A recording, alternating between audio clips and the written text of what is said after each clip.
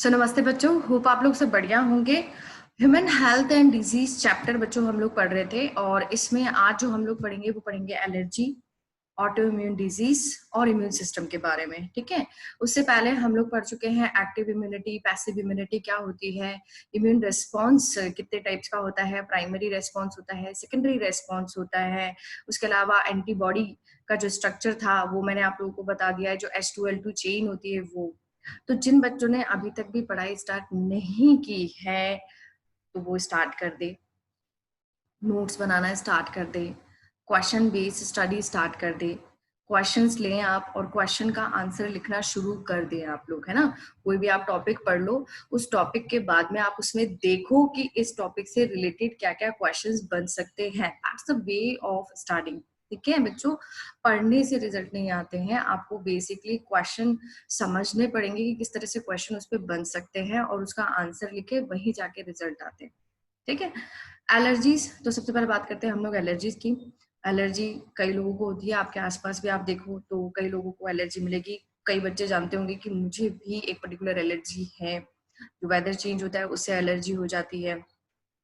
तो इसके कुछ सिम्टम्स होते हैं, इसके लिए कुछ दवाएं ली जाती है सिम्टम्स को रिड्यूस करने के लिए। तो वो क्या होती है, और एलर्जी भी कहीं ना कहीं हमारे जो इम्यून सिस्टम है उसी का ही रिस्पॉन्ड होता है। ऐसा नहीं है कि सब लोगों में एलर्जी हो। ये सब सपोज करो जैसे कोई मॉर्निंग वॉक पे जा रहा है, ठीक है, मॉर्निंग वॉक पे जा रहा है, मॉर्निंग में हम लोग कहते हैं कि पॉलिनेशन बहुत होता है, यानी पॉलन ग्रेन्स का जो ट्रांसमिशन होता है वो बहुत ज्यादा होता है। तो कई लोगों को उससे एलर्जी हो जाती है ना, और कई लोगों को नहीं होगी। यानी जिनको एलर्जी हो रही है उनका इम्यून सिस्टम फालतू में रेस्पॉन्ड कर रहा है उस पॉलन ग्रेन के लिए, जबकि पॉलन ग्रेन से उसको क्या नुकसान है, कुछ भी नुकसान नहीं है। पॉलन ग्रेन तो बेचारा अपनी एक जगह से दूसरी जगह तक जा रहा है ना। वो तो फ्लावर के लिए वो एक यूजफुल हम कहते हैं कि फिनोमिनन हो गया एक तरह से, है ना। वो जो फर्टिलाइजेशन के पहले वाली जो कंडीशन है वो जरूरी है, पॉलिनेशन, तो वो तो फ्लावर के लिए नेसेसरी है, हम लोगों के लिए कोई नुकसानदायक नहीं है। फिर भी हमारा इम्यून सिस्टम पता नहीं क्यों पंगे लेना चाहता है उससे, और हमारी जो बॉडी होती है उस पर्टिकुलर पॉलन ग्रेन के लिए रिस्पॉन्ड कर देती है। That is known as what, that is known as a allergy. ठीक है, तो मैंने सिर्फ एक सिंपल एग्जांपल दिया है आप लोगों को कि पॉलन ग्रेन, उसके अलावा और भी हो सकते हैं, जैसे डस्ट पार्टिकल, के लोगों को डस्ट से बहुत ज्यादा एलर्जी हो जाती है ना। तो नंबर ऑफ एलर्जेंस हैं, इसके लिए टेस्टिंग की जाती है कि किसी व्यक्ति को किस पर्टिकुलर चीज से एलर्जी है। किसी को कुछ खाने से रिलेटेड, फूड मटेरियल से रिलेटेड एलर्जी हो जाती है, तो उनको क्या किया जाता है, ये डिफरेंट डिफरेंट एलर्जेंस जो होते हैं उनकी बॉडी में इंसर्ट किए जाते हैं इंजेक्शन के थ्रू। ठीक है, इंजेक्शन दिया जाता है ऐसे, और फिर देखा जाता है कि क्या इस पर्टिकुलर एलर्जन के लिए क्या पर्टिकुलर कोई रिस्पॉन्स आ रहा है। तो फिर सबसे बेस्ट जो मैं कहूंगी कि मेथड है to avoid the allergy, avoid the allergens, इसके लिए कोई दवा नहीं है कोई पर्टिकुलर स्पेसिफिक। इसके लिए सिर्फ और सिर्फ डॉक्टर एक ही चीज कहते हैं कि आप एलर्जन से दूर रहो। अगर आपको पॉलन ग्रेन से एलर्जी है तो आप early in the morning walk avoid करो। आप तभी वॉक स्टार्ट करो जब थोड़ा सा लाइट हो, सनलाइट आ जाए, सर क्या कहते हैं, सर पे धूप आ जाए थोड़ी सी, वहां पे पॉलिनेशन कम हो जाता है। डस्ट से एलर्जी है तो डस्ट से दूर रहो, हाइजीन में थोड़ा मेंटेन करो। तो ये सारी चीजें होती है। ठीक है, so what is according to the NCERT, ये मैंने आप लोगों को जनरल बताया है कि जनरल हम लोग उसको किस तरह से पढ़ सकते हैं। बाकी एनसीईआरटी के अकॉर्डिंग हम लोग इसकी डेफिनेशन पढ़ते हैं, that एक्सेजरेटेड response of the immune system. एक्सेजरेटेड का मतलब होता है कि कई बार कोई चीजें बिल्कुल नॉर्मल होती है but we respond to loudly for that, है ना। तो उसको कहते हैं एक्सेजरेटेड, बेफालतू का रिस्पॉन्ड, कि इतना ज्यादा। इसको एलर्जी को हम लोग एक और चीज कहते हैं, हाइपर सेंसिटिविटी। सेंसिटिव होना बहुत जरूरी है, हाइपर सेंसिटिव होना बहुत गलत है। मतलब क्यों फालतू में इतना ज्यादा रिएक्ट करना, रिस्पॉन्ड करना। तो that is known as what, that's known as allergy, exaggerated response of the immune system to the certain antigen present in our environment is called what, is called the allergy। जो substances हैं जिनसे कि ये immune response produce होता है उनको हम लोग बच्चों कहते हैं एलर्जेंस। ठीक है, तो एलर्जी होती है एलर्जेंस की वजह से। अब रिस्पॉन्ड हो रहा है इम्यून सिस्टम, आपको पता है ये एंटीबॉडीज बनाता है। तो यहाँ पे हमारे पास में जो पर्टिकुलर एंटीबॉडी बनेगी वो बनेगी IgE टाइप, 5 तरह की होती है, मैंने बताया था आप लोगों को। IgG होती है, M होती है, E होती है ना। तो कॉमन एग्जाम्पल ऑफ एलर्जेंस क्या क्या हो सकते हैं? They are like mites in dust, pollen, animal dander etcetera. Animal dander मतलब जो भी कोई उनका पार्ट हो गया जो कि बॉडी से शेड हो रहा है, या कई बार होता है एनिमल की वाइटिंग से भी एलर्जी हो जाती है। So these are like allergens. Now we will talk about the symptoms. Symptoms बच्चों क्या हुए? सिम्टम्स इसके अंदर sneezing, watery eyes, running nose, difficulty in breathing. Sneezing, छींके आती है लगातार ऐसे पर्सन को। वाटरी आईज, आंखों में बहुत ज्यादा पानी है, आंखों से पानी निकलता रहता है। रनिंग नोज रहती है। अब जाहिर सी बात है आपके नोज चौक हो रहा है एक तरह से, वहां पे बहुत ज्यादा म्यूकस जमा हो चुका है, वो म्यूकस बाहर निकल रहा है। स्नीजिंग हो रही है तो डिफिकल्टी इन ब्रीदिंग तो होगी ही। And that's basically due to the release of some chemicals. Chemical कौन-कौन से? Histamine and serotonin from the mast cell. तो mast cells basically responsible है allergic reactions के लिए, जो कि chemical secrete करती है histamine and serotonin, और उसी की वजह से respond आता है इस तरह से। तो हम लोग कौन सी दवाएं लें? हम लोग वो दवाएं लें जो कि एंटी हिस्टामिनिक हो, एंटी सीरोटोनिन हो। ठीक।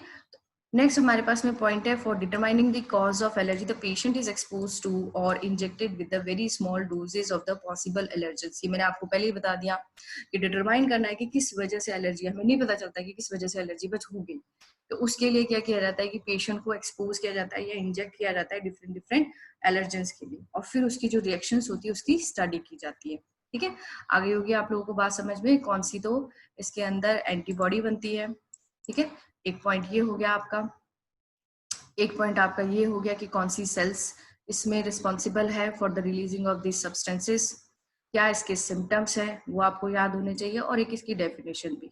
एक्सेजरेटेड रेस्पॉन्स है मतलब बेफालतू का रेस्पॉन्स है इम्यून सिस्टम का ऐसे एंटीजेंस के लिए, ऐसे सब्सटेंसेस के लिए जो कि आपकी बॉडी को किसी तरह से कोई नुकसान नहीं पहुंचा रहे हैं, बट फिर भी बॉडी को पसंद नहीं है, आप ये समझ लीजिए। ठीक है, नेक्स्ट हम लोग बात करते हैं नेक्स्ट स्लाइड की। तो नेक्स्ट स्लाइड मैंने जो ली है वो बेसिकली इसकी ड्रग से रिलेटेड ली है। तो use of drugs like anti histaminic, adrenaline, steroids ली जाती है।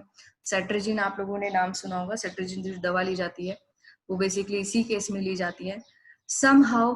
और ये अब जो मैं बता दूं आपको क्वेश्चन एरिया, बोर्ड में जो क्वेश्चन आया हुआ है वो यहाँ इस पैराग्राफ से आया हुआ है, उसका बहुत इंपॉर्टेंट है क्योंकि कहीं ना कहीं ये लिंक है हमारी जो नॉर्मल लाइफ स्टाइल है ना उससे लिंक है। कैसे?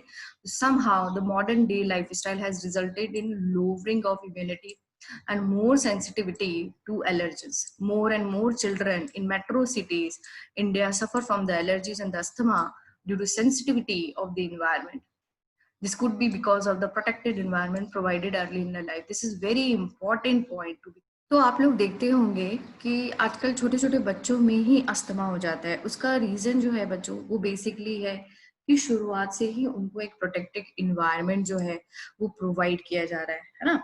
हम लोग देखते हैं कि जैसे कई लोग होते हैं जो लेबर क्लास होता है मेनली जनरली, उनके बच्चे आप देखो, आप उनके बच्चे मिट्टी में खेल रहे हैं, ठीक है, मिट्टी में खेल रहे हैं, मिट्टी में ही रह रहे हैं, पूरा शरीर जो है वो मिट्टी से सना हुआ है, तो वो कहीं ना कहीं एक्सपोज्ड हो रहे हैं टुवर्ड्स टू द एलर्जेंस, और या फिर मैं कहूँ towards to the antigens which are present in the environment, है ना। तो उनकी इम्यूनिटी इस तरह से रिस्पॉन्ड नहीं करती है। बट अगर आप किसी बच्चे को, छोटे बच्चे को बिल्कुल प्रोटेक्टेड एनवायरनमेंट में रख रहे हो, गार्डन वगैरह नहीं ले जा रहे, पार्क वगैरह नहीं ले जा रहे, तो वो जो पर्टिकुलर एंटीजेंस होते हैं जो एनवायरनमेंट में प्रेजेंट है, डिफरेंट डिफरेंट सब्सटेंसेस है, उसके लिए उसकी बॉडी एक्सपोज होगी ही नहीं, उसके लिए फिर उसके अंदर एंटीबॉडीज ही नहीं बनेगी, तो आप अपने इम्यून सिस्टम को काम करने ही नहीं दे रहे हैं। बेसिक चीज ये है यहाँ पे। जैसे आज आप देखो कि हम लोग कह रहे हैं कि कोविड-19 की वजह से घरों में रहना चाहिए, और उसके सबसे ज्यादा जो एडवर्स इफेक्ट आ रहे हैं वो बच्चों पे आ रहे हैं। बच्चे क्योंकि जिनको अभी एक्सपोज एनवायरनमेंट चाहिए था, उनको लगभग 45 मिनट का बिल्कुल एक टाइमिंग होता है कि कम से कम 45 मिनट तो हर एक बच्चे को पार्क में जाना चाहिए, गार्डन में जाना चाहिए, आउटडोर एक्टिविटी करनी चाहिए, तभी जाके उसकी जो फिजिकल ग्रोथ होती है वो होगी, उसका इम्यून सिस्टम स्ट्रांग होगा। बट अभी ये चीजें नहीं हो रही है, तो कहीं ना कहीं हमारा इम्यून सिस्टम और कमजोर होता जा रहा है।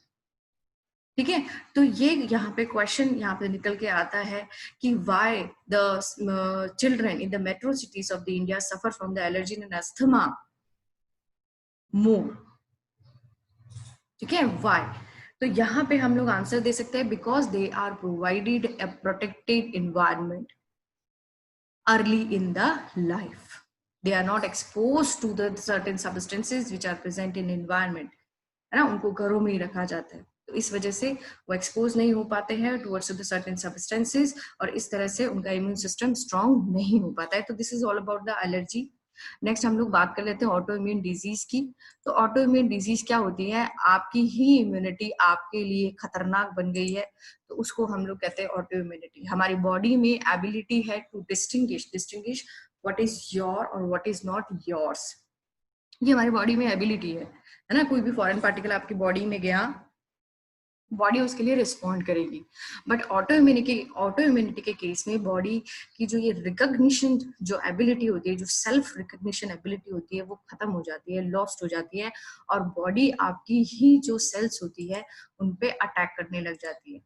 ठीक है, so due to the genetic and another unknown reason the body attacks self cells, that is known as what? That is known as auto immune disease. Examples क्या क्या है पूछा जाता है? रिमेटॉइड आर्थराइटिस है, क्रॉनिक एनीमिया है। Chronic anemia जो basically RBC से रिलेटेड होगा, तो यहाँ पे आरबीसी पे ही अटैक करने लग जाती है आपकी एंटीबॉडीज जो बनती है बॉडी में।